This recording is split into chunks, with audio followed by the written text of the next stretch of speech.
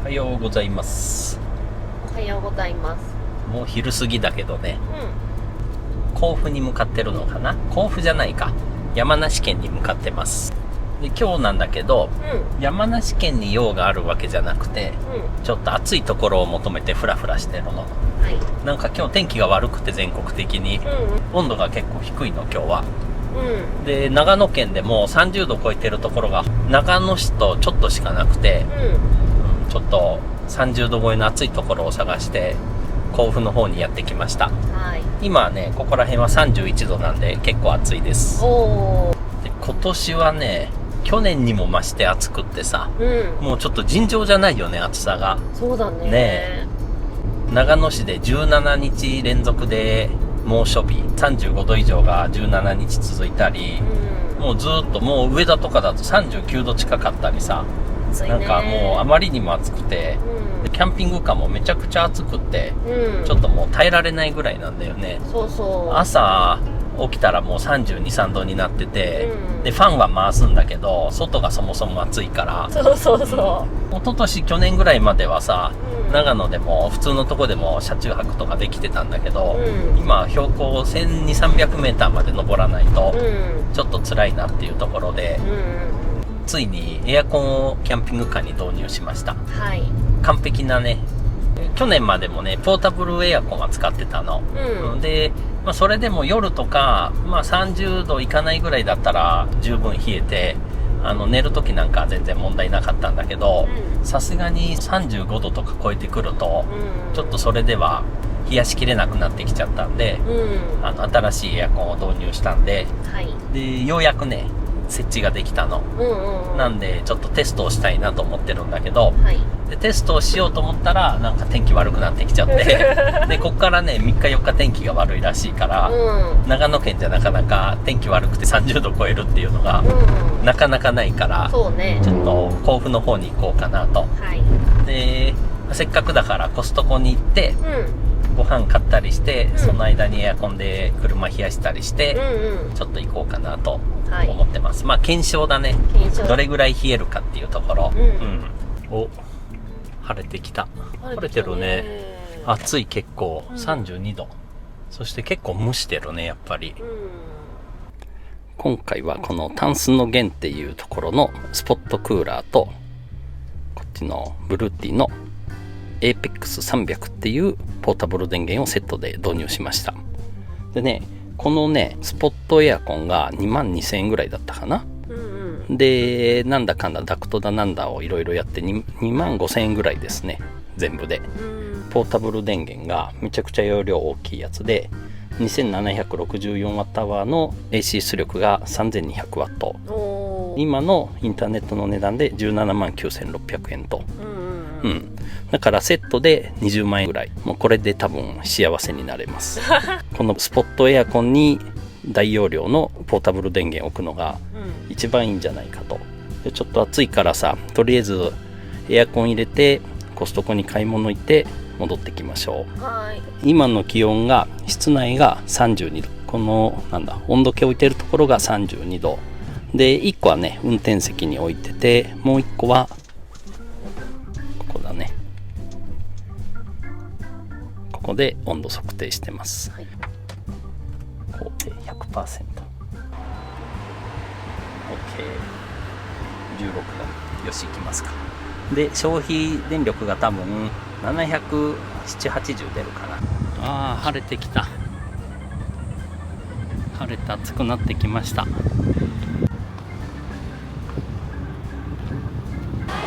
安いね。レギュラーが軽油と一緒だ。いっぱい買いました。アイスコーヒー2つと、この超でかい 470g のポテトチップスと、あとね今日はねプライムビーフがあった、いつも最近チョイスしかないのにさ、プライムがあったから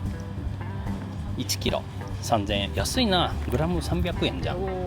でこれはまた家で食べて、であとはこれシーフードペスカトーレ、なんかレンジでチンするだけでいいらしいから、美味しそうだね。それと今日はロッティサリーチキン、これも900円。安いね。安い。であとは今食べる用のピザです。わあ、すげえ。バッチリ冷えてます。25度。8度ぐらい下がってますね。で、前は日が当たってるから35度。この向こう側、運転席の向こう側は35度です。いやー、いいね。これならだいぶ涼しい。50分ぐらいちょっとフラフラして 25% 減りました。だからだいたい1時間で 30% ぐらいか。あと 2.4 時間。寒いぐらいだね。8度ぐらい下がってるからね。相当じゃない？涼しいね。ねえ。だってさ、それ前の温度が 34.7 度だもんね。どうぞ、はい、食べましょう。いただきます。あ、うまい。美味しいね。やっぱうまいなこれ、このコストコのコーヒー150円だからね、これ。今このエアコン導入するのにこの新しいポータブルバッテリーにしたんだけど、これを前に埋めようと思ってね。だから前のテーブル作り直してて、ここの下にね埋めようと思ってるんだけど、まだ完成してないから設置するのにいろんなエアコン検討したんだけど、その検討とかあと設置の DIY なんかを動画撮ってるのでちょっと紹介させていただきます。これをしっかりやらないとスポットクーラー設置しても全然車の中冷えないから、これはすごい大事です。今回買ったエアコンがこちらです。タンスの弦っていうところから出てるスポットエアコンですね。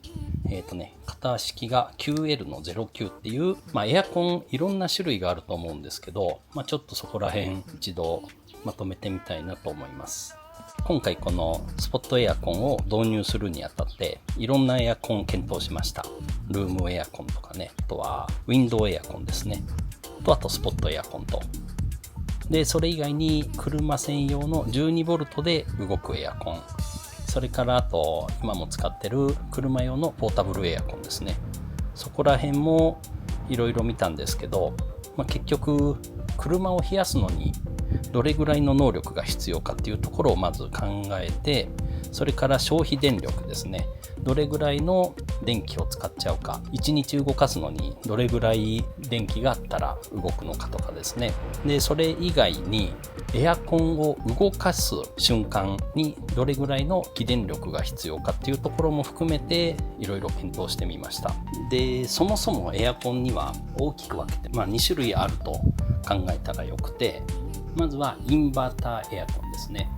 で、それから普通のエアコンで、インバーターエアコンっていうのがどういうものかっていうと、家庭用のセパレートエアコンと呼ばれてるものが、大体インバーターエアコンかなと。要は室外機と室内機が分かれてる、家で普通設置するような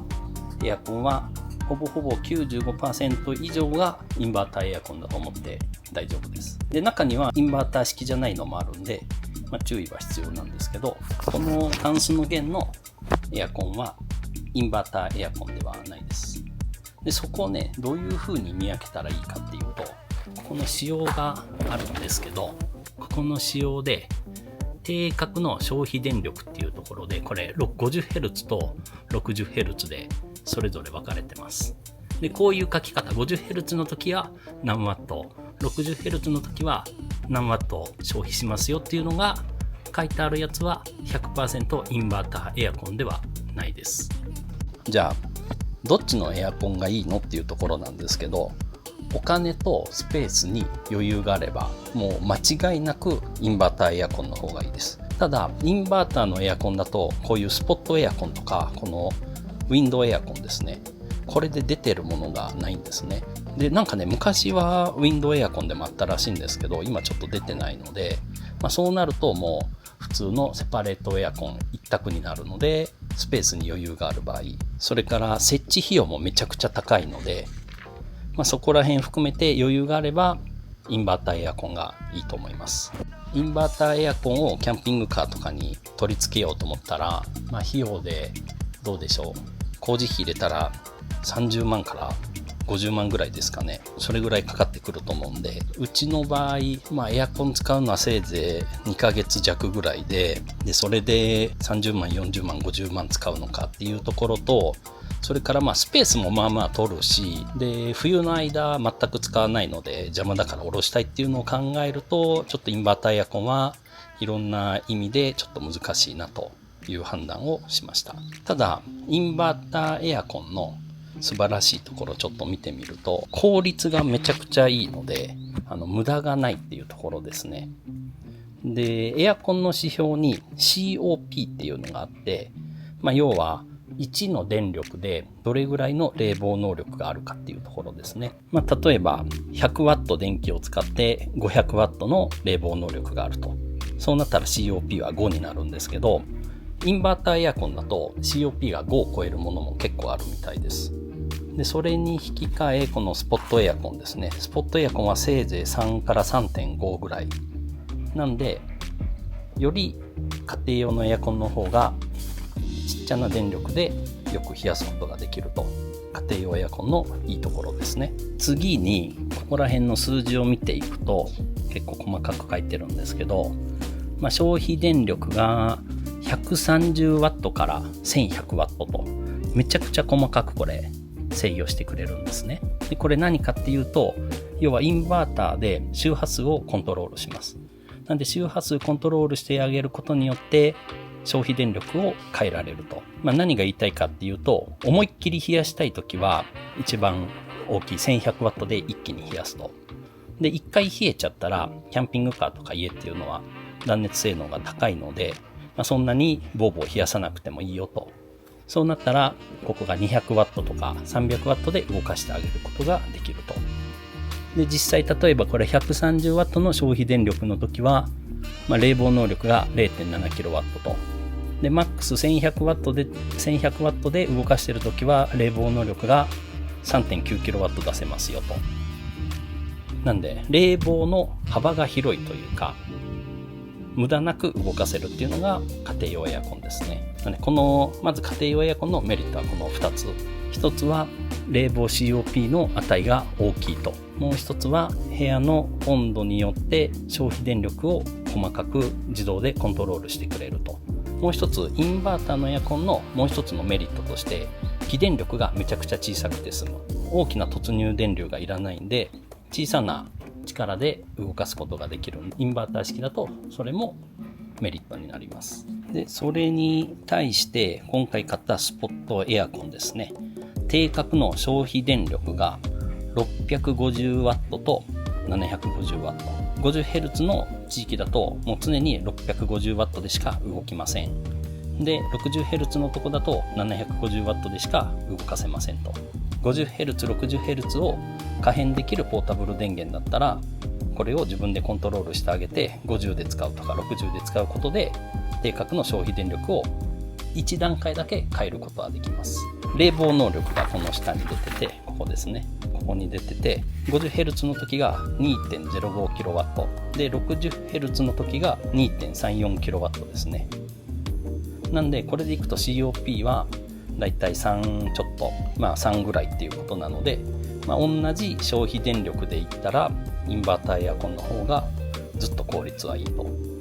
いうところで、やっぱりインバーターエアコンはいいなっていうところなんですけど、悩ましいところですね。じゃあ、あとはこのウィンドウエアコンどうなのっていうところなんですけど、ウィンドウエアコンもインバーター式じゃないので、このスポットクーラーとほぼほぼ一緒です。使い方としては一緒で、何がこのウィンドウエアコン優れてるかっていうと、本体でいう室外機部分っていうのが裏面に全部ついてて、後ろの熱交換の吸気と排気を全部外とやると。なんで中が一切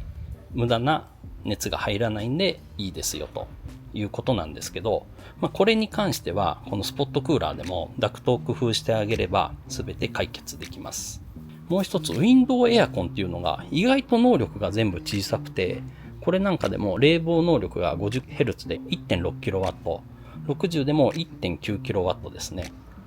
で、消費電力がなんでか 660W とか 735W とか使ってます。COP の数値で言うと結構低いので、あまり効率が良くないなっていうことで、このウィンドウエアコンは今回検討から外しました。で、もう一個ね、検討したんですけど、それが 12V のエアコン、要はよく Amazon とかで出てくると思うんですけど、12V で稼働させられるエアコンっていうのが、車載エアコンっていうのが結構出てて、でそれもすごいいいなと思いました。で、何がいいかというと、室外機がめちゃくちゃコンパクトなんですね。なんで車の下のタイヤのスペアタイヤのところにつけたりっていうことができるんで、かなりコンパクトでいいなと思ったんですけど、ちょっと冷房能力が小さかったです。全部ね、1.6 から 1.8kW ぐらいでした。で、2.5kg ぐらいの能力があるのないかなと探したんですけど、なかったので、ちょっとそれじゃ厳しいなっていうところが1点。それからもう1個の問題が、夏15時間とか、丸1日ずっとエアコン使いたいなっていうような環境にもし行った時に、外部電源が使えないんですね。要は 12V で外部充電するところがなかなかないので、 12V の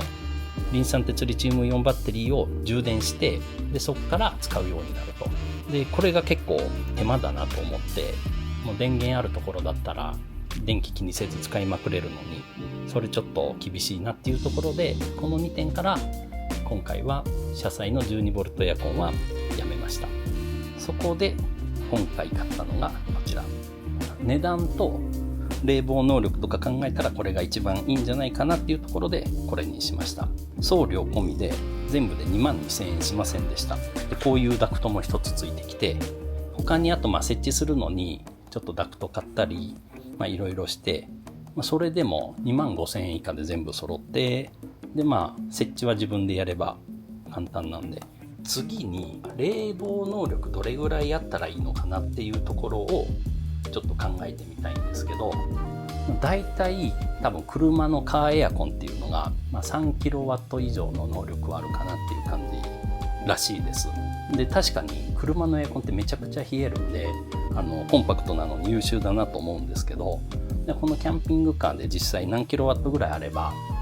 中が冷やせたり暑くならなかったり、夏でも快適に過ごせるのかなっていうところなんですけど、前提条件として、僕たちは2人でキャンピングカーにいます。で車の中には家庭用の冷蔵庫が1つと、あとはポータブル電源が何台か入ってると、熱源はそれぐらいですねっていうようなまず前提条件です。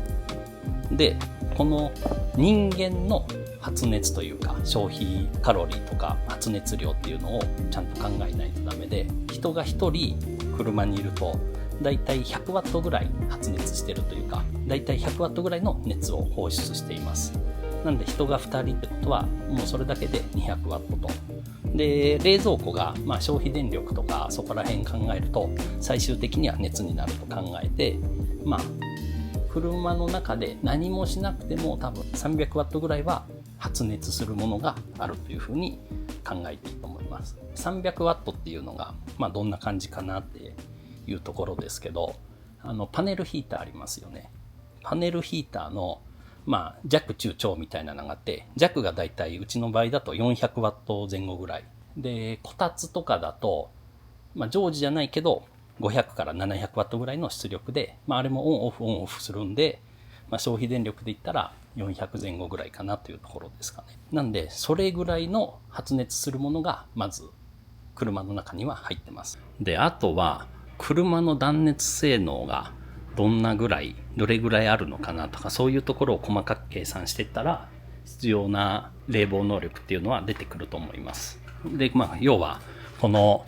表面の温度と内側の温度を比較してあげて、どれぐらい温度が下がってるっていうようなところからある程度計算で出すことはできると思うんですけど、今回そこまではちょっとするの大変なんで、そこはちょっとやりません。長野県でも直射日光で外が30度から32、3度ぐらいだったら車の中37、8度に結構なってます。でそうなるとおそらく 2kW 以下の冷房能力だと全く冷えないです。理想で言うと冷房能力で多分 3.3kW 以上ぐらいなんで、8畳とか8畳から10畳ぐらいの能力のあるエアコンっていうのが多分一番理想的ではあります。 3kW のスポットエアコン入れようと思うとめちゃくちゃ消費電力が大きくなるんですね。1000ワット超えてくるような消費電力になってきます。で、そうなっちゃうとちょっと運用で厳しいかなと。ギリギリなんとか夏の暑いところでも冷えて消費電力も割と小さいスポットエアコンっていうので、今回このタンスの弦のこれを選びました。で、それこそこのタンスの弦ってこれ今 2.3 キロの能力ですけど、もう一個大きいタイプもあって、それはもうちょっと冷房能力も高いのも出てました。じゃあ次、このスポットエアコンを車に設置するときの注意点ですね。で、まずこの手前ですね。ここが冷風の吹き出し口になります。冷たい風が出るところですね。になります。で、後ろ。で、後ろがこんな風になってて、風の出口、吸い口が3箇所に分かれてます。まずこの上側が室内機、エアコンでいう室内機の普通の空気をここからまず吸い込んで、中が冷たくなってるんで、そこを通って冷たい風を前から出すと。で、そうやってじゅんぐりしてって部屋の温度を下げてあげると。要は30度の室内で30度の空気をここから吸い込みます、まず。で、中で冷やされて25度で風が出てきますと。で、そうしたら、極端なこと言うと25度の風が次吸い込まれて、で、ちょっとずつ温度を下げてあげて、部屋の中が冷えていくと。そういうようなのがこの上の部分。で、それに対してこの下ですね。下のここの部分が、ここから下が室外機で、この部分、ここが室外機の熱い風を外に逃がすと。よく家庭用のエアコンとかでも室外機の前に立ってたらめちゃくちゃ熱い風出てると思うんですけど、それがこの部分に当たります。で、こっちが空気を吸ってあげて、こっちから排気すると。なんでここでも熱交換を行ってるんですけど、このタンスの弦はこの一つダクトがついてます。こういうダクト。で、このダクトをこうやって伸ばしてあげて、こういう車の窓からとか家の窓から外に出して熱い排熱を家の中に出さないようにしましょうっていうのが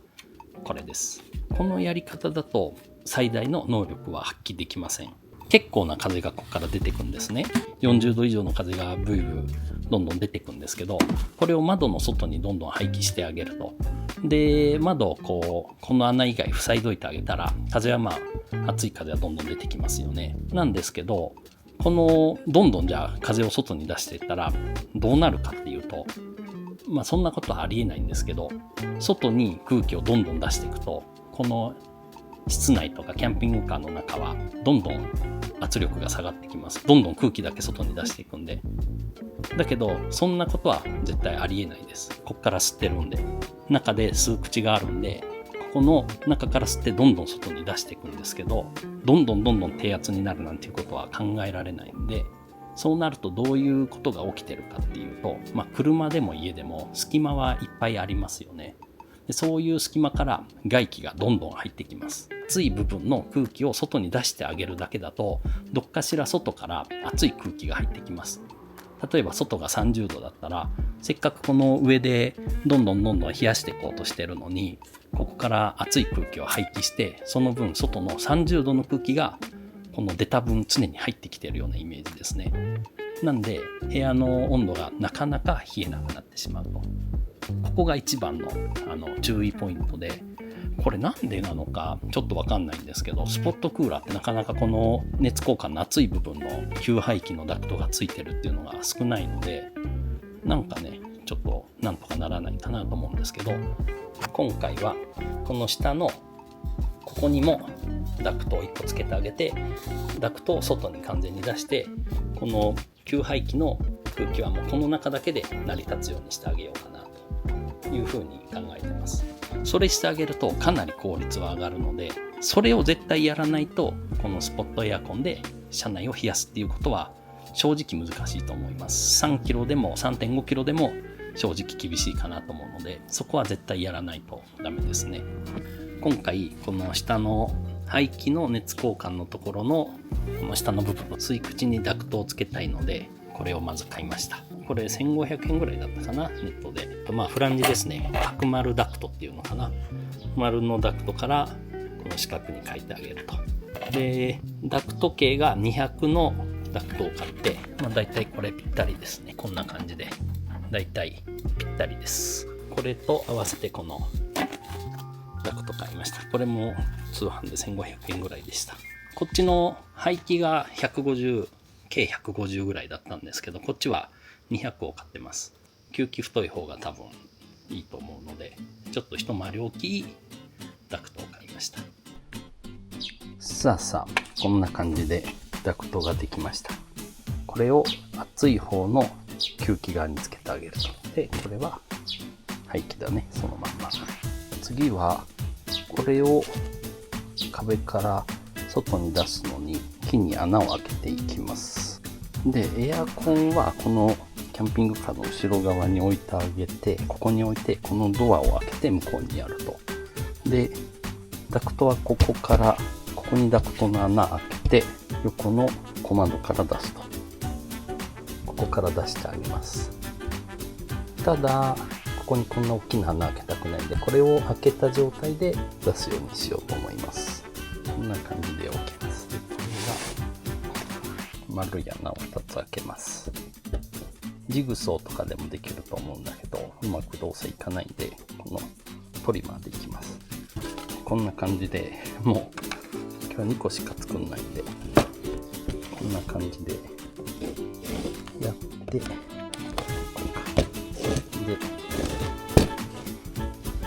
こでこう回してあげる。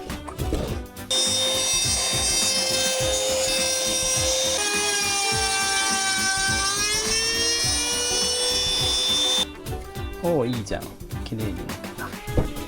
こんな感じ。抜けた。いいんじゃない？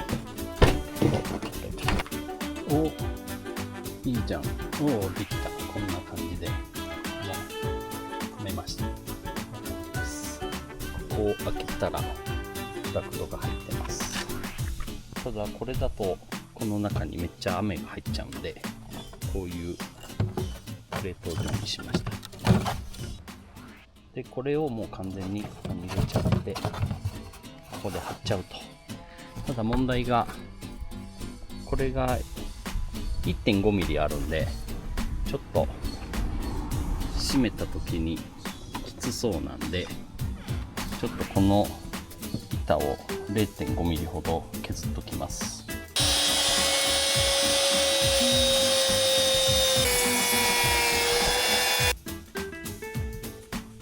いいんじゃないでしょうか。どうでしょう。これで閉まるかな。あ、全然大丈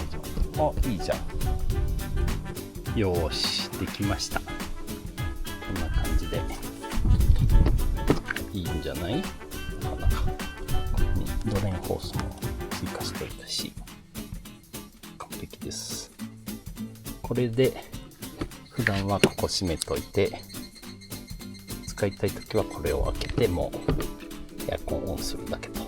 まあダクトちょっと出して排気はこう上に上げてあげるとか、まあ、雨降ってたらちょっと工夫したりしてやろうと思います。毎回車止めてからこうダクトを出したりなんだかんだするの結構めんどくさいんで、こんくらいしといたらもう楽ちんですね。さあ、こんな感じでエアコンの検討と、あと設置をこんな風にしました。はい、この排気ダクトが結構熱くなるから、ここに断熱材なんかを巻いてあげるとより冷却効果が増すかなと。今回このスポットクーラーなんだけど、能力が 2.2kW のを選んだのね。でこれ以上になってくるとやっぱりこの電源がすごいもっと大きいのが必要になっちゃうとかで、消費電力大きいから、そこら辺でまあこれが限界かなと思ってこれにしたんだけど、実際この31、2度で薄曇りだからこんだけ10度ぐらい下げれるんだけど、これが35度以上でもう炎天下で日がずっとキャンピングカーに当たってるとかだと 2,3 度しか下げれなかったのね。ちょっと実験してみたんだけど、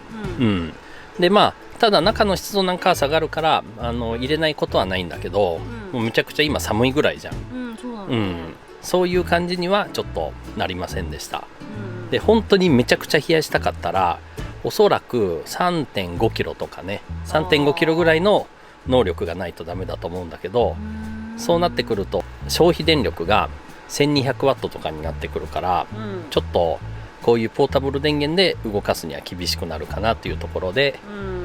これにしました。まあいいよね。夜なんか絶対日当たらないし、そうね。夜35度以上っていうのはなかなかないから、全く大丈夫だと思います。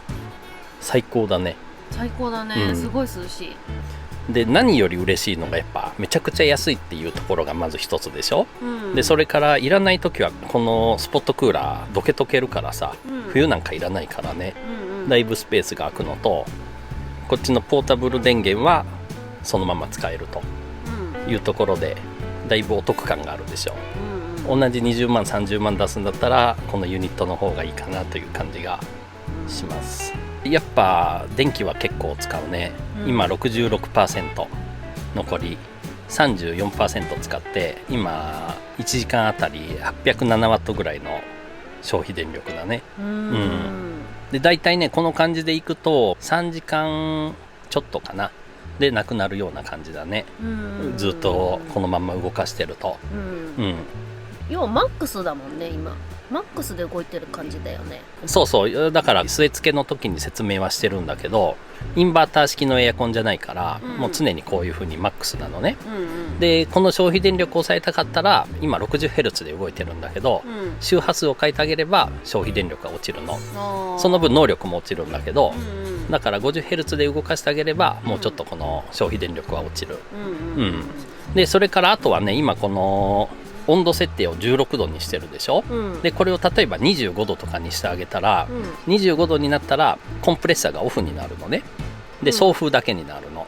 そうしたら消費電力が多分100ワットぐらいになるから、ファンの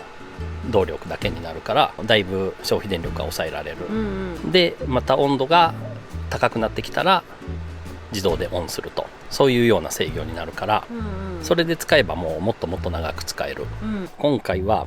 この2つでも20万円ぐらいでしょ、で普通にエアコン入れようと思ったら3、40万するんで、まあそれぐらいは投資してもいいのかなというところ。ポータブル電源のバッテリーこれだと3時間ちょっとしか持たなくてちょっと心配なんで、エクストラバッテリーも準備しました、それを追加したら多分6時間から7時間ぐらいはフルでも動くと、無敵なシステムになります。これプラスもう1個ってこと？そう、これがね 2764.8 ワットアワーなんだけど、これと同じ容量のエクストラバッテリーをもう1個、ちょっと出しますね、こんな感じ。これが APEX300 でしょ、でこの下が B300K っていう拡張バッテリーで、容量がね 2764.8 ワットアワーで、これも 2764.8 ワットアワー、合計すると 5529.6 ワットアワー、 5.5 キロ、すごいよね。すごいね。この拡張バッテリーをさらに何個もつなげられるのね。だからもうこれは完全にオフグリッド生活ができますよみたいな、家に据え置いて使うみたいな感じだね。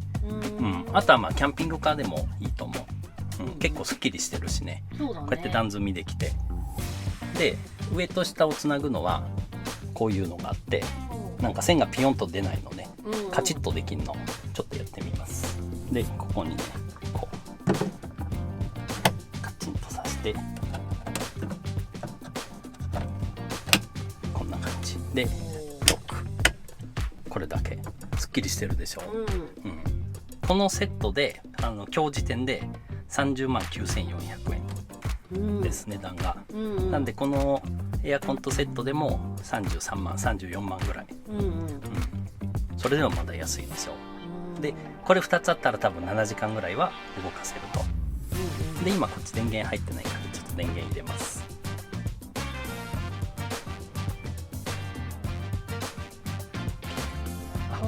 ね、増えたね。でこの 80% はこの 5.5 キロに対しての 80% だから、さっきみたいに1時間でどんどん減っていくというよりはもっとスピードが、減るスピードも遅くなると、ちょっと止めてたらもう3度も上がっちゃった。このねブルッティの APEX300 と B300K っていうのを今回新しく導入しようと思うんだけど、でこれの仕様を簡単にちょっと説明しておきます。めちゃくちゃ重いよ、そりゃこんだけ容量大きいから。そうだよね、この上の APEX300 ね、ここまでここで重さが約38キロおー結構でしょ。俺一人でなんとか持てるかなぐらい。でも結構重いです。私一人じゃ絶対無理だ。無理だよね、うん、でこっちの B300 系っていうバッテリーが 29.5 キロなんで2つで約60キロってところ、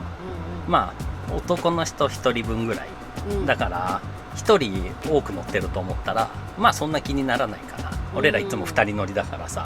1人誰かが乗ってると思ったらまあそんなもんかなと、バッテリー容量が 2764.8、2764.8 で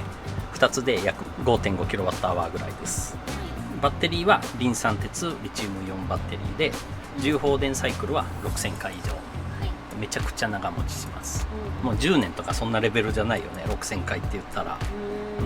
ごいね。すごい。で次出力ね。今回 APEX300 を導入したもう一つの理由が出力がめちゃくちゃ大きいのねこれ、で AC の出力が1個 20A ねが4つついてて、一つ一つね定格出力が 3200W です。なんでめちゃくちゃ強い、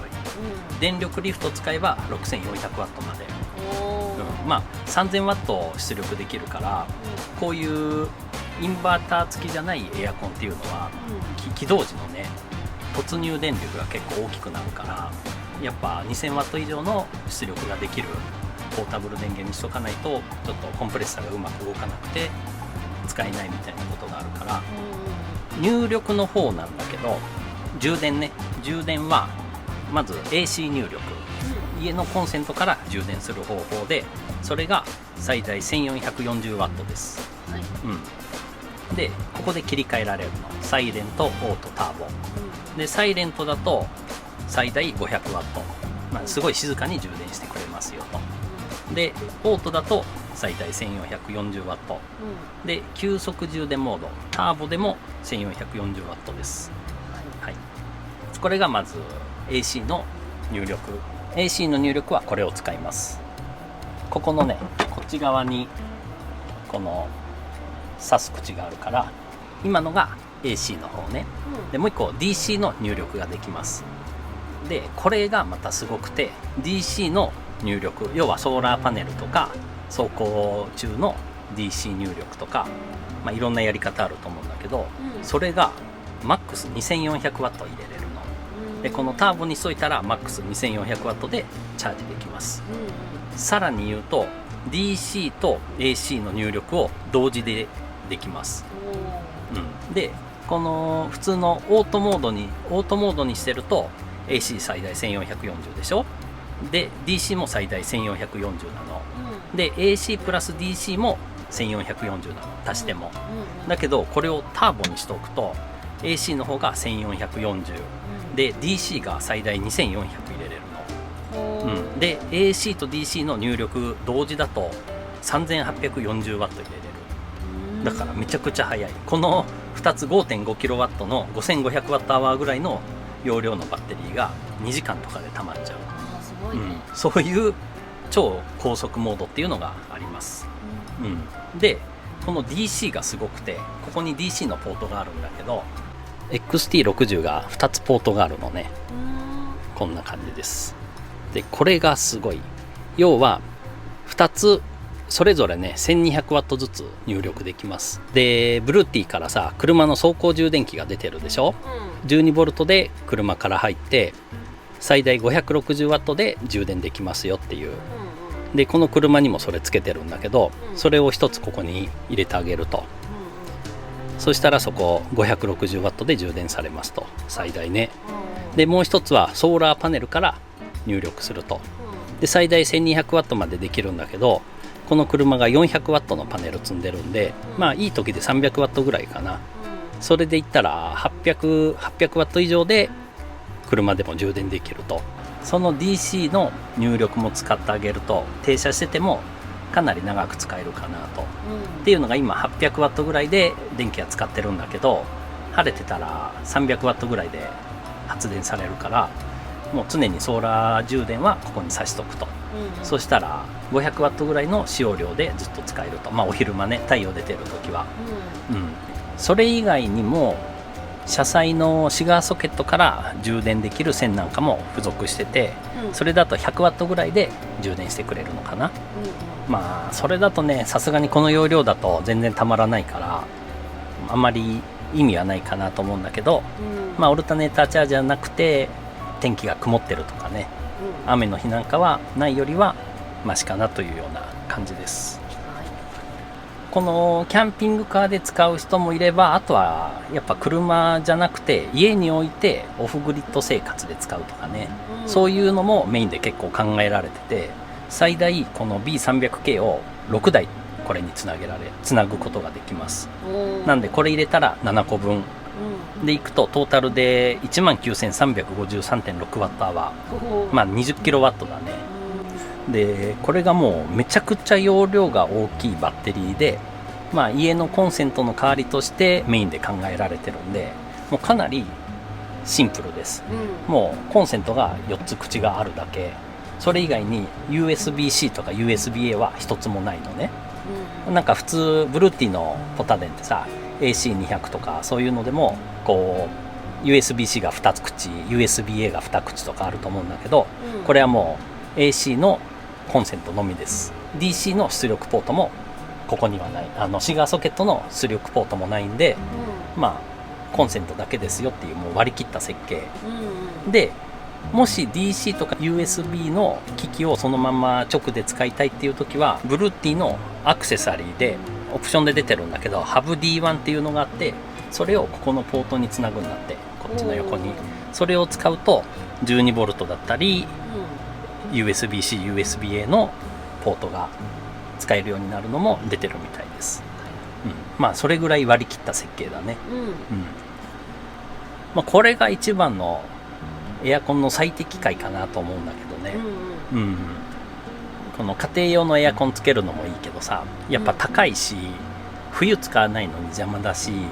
で電源も多分このスポットクーラーよりずっと省エネなのね、だけど結局はこれぐらいのバッテリー積んどかないと心配だし、そうなってくるともうそれを導入するのに100万とか平気でいっちゃうんで、それだったらこのセットで30万ちょっとありなんじゃないかなと、じゃあちょっとこれで、まあ、今回は導入エアコンの設置だね、エアコン設置とこれの稼働テスト、どれぐらい冷えるかっていうのをちょっとやってみたんだけど、もうちょっと検証はしないとダメかなと思ってて、夜1日使ってみてどれぐらい減るかとか、あとはソーラーパネルを併用しながら使ってみるとか、朝になったら移動してどれぐらいで充電されるかとかね、そこら辺もちょっと検証しながら、このポータブル電源とエアコンの相性を見ていこうかなと思います。でもしねこれでも足りなかったらもう一個これ増設してもいいなと、とも思ってるんで、まあちょっとこの先どうするかは考えていきます、おお、富士山めちゃくちゃ見えてるじゃん。へえ、コストコから富士山初めて見えた。さあいろいろ変えて白州まで来ました。おお、もうちょっと行くか。もうちょっと行こうかな。まあ50分ぐらい走ったかな。お腹も減ってきたんで、次の道の駅でちょっと夕飯にしますか。いいね。ねえ、ピザ2人で1枚1枚しか食べてないからね。そうそう、ちょっと不満です。なんだ、あと10分15分で知多宿でしょ。そこでご飯食べて、お風呂入ってもいいしね。そうだね。お、到着です。道の駅が激混みだったから止めれなかったね。そうだね、なんでもうちょっと進みましょう。でもお腹減ったから諏訪湖の湖畔でも行ったら食べれるかな。ね、駐車場もありそうだよね。あるよね。車中泊はダメだから、まあ泊まるぐらいならいいんじゃない、行ってみようか。あれじゃない、花火やってるんじゃないの。ああ、そうかもね。ねえ、花火見てこうか、ご飯食べて、ちょうどいいじゃん。諏訪湖サマーナイト花火だって。7月25から8月24まで、8月15日以外、であれか、8月15は諏訪の花火大会なんじゃない。で8時半から約10分間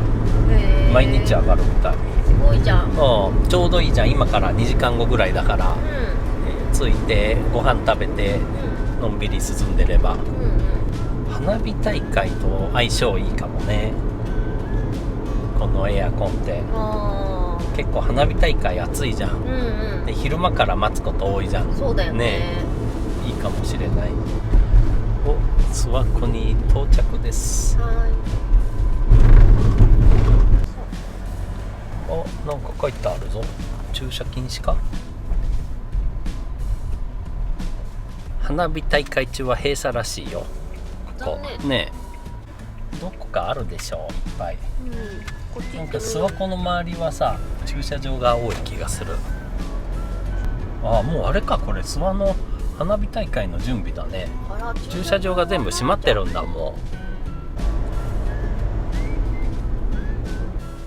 うさあ、これを左でよく行くところに止めてみましょう。対岸だから見えるでしょ。見えるんじゃない？そしてすごいぞ、ちょうど八ヶ岳からさ、月が出てきてる。なんか何かなと思ったら、すごい。じゃあここで止まりましょう。さあ、夕飯はこれだね。これはね、電子レンジでチンだって。あとはこれはもうまだ温かいから大丈夫でしょう。ちょっと温かい。500ワットで5分加熱し、具材が火が通るまで、これね5分で全体をかき混ぜてさらに5分だって。10分か。じゃあちょっとね、大きすぎて帰らない事件がありましたなんと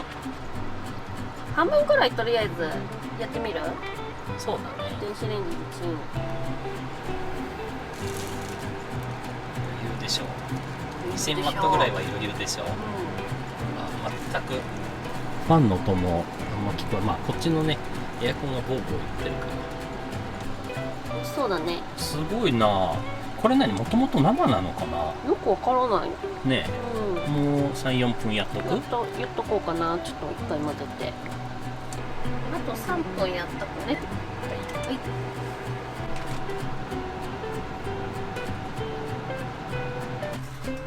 さあ、ちょっとまだ完成はしてませんけど、この前のテーブルで、美味しそうだね。すごい美味しそうね。お肉もいい感じです。涼しいね。そっち寒いんじゃない？風がずっと当たってねえ。でこんなんしてたらさ、花火逃したりしてねあと40分ぐらい。じゃあいただきましょう。はい、乾杯。とりあえずエアコンは設置できました。いただきます。いや、美味しそう。どう？美味しい？レンチンだよ。すごい魚介の味する。ああ、そう。美味しいな。うわ、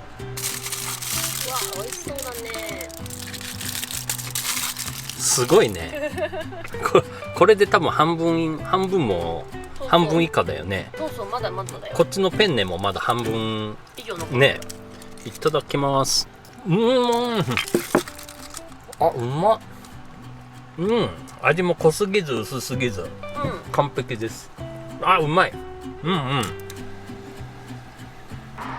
お、すごい。混んだ。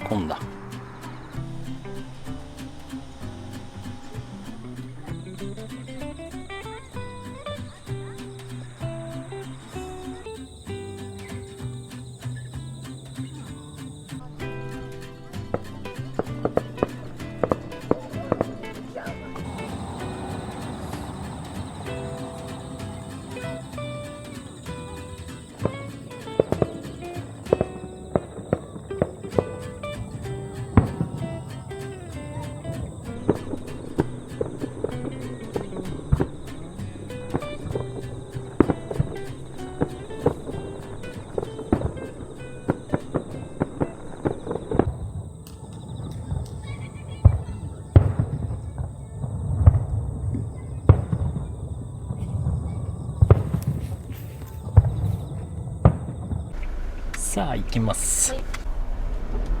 いいのが見れましたね。いいのが見れたねえ、結構いいね、ここ。いいね。でもなんか気づいたら車いっぱいだった。